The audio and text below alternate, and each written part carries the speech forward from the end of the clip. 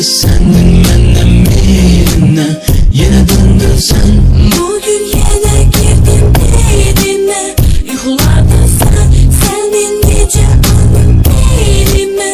Severim senden. Yine kayıttın, yine ayılttın, hislerimi öldürdün beni hey sevgilim. Gel buna, gel her şeyi yeniden kurak demeyi isterdim ama çok geç. Aslında tez vakit olmayıp ki olsun geç. İki yol var, ikisinden birini artık seç. Dememene çok çetindi, mübarizem hadsiz gelizdi. Her şeyi unut, benimle gel, tut elimden seninleyem. Seni sevirem demeyi isterdim ama neyleyim, sen evlisen. Bir yandan elin, bir de uşağın, balaca körpə şirin balavın.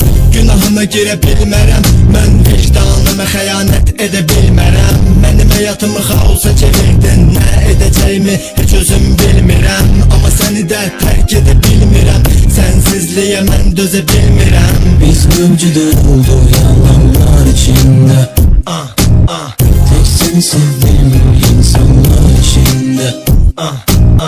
Biz mevcudu oldu yalanlar içinde, niye seni sevdim insanlar içinde. Gülüm bendim senden birine, yine öldüm ben. Ah kız sendin benden birine, yine döndün sen. Bugün yine girdim derine, yuhularda sen indikçe alın elime. Severim senden. Gülüm bendim senden birine, yine öldüm ben. Ah kız sendin benden birine, yine döndün sen. Bugün yine girdim derine, yuhularda sen indikçe alın elime. Severim senden. Haricimdə bunu göstərmirəm ama qəlbimdə yerin başqadır. Yine başladı əzablı günlərin, dözmədi qəlbin, yenə də gəldin.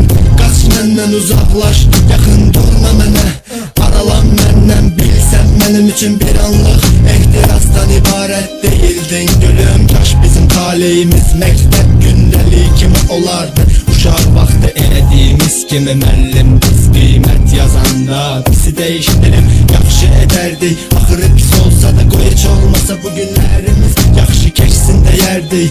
Amma alınmır, bu da alınmır, alınmır. Seninle olmaz gülüm, sensiz de olmaz gülüm.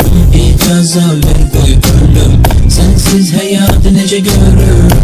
Görürüm, görürüm, görürüm.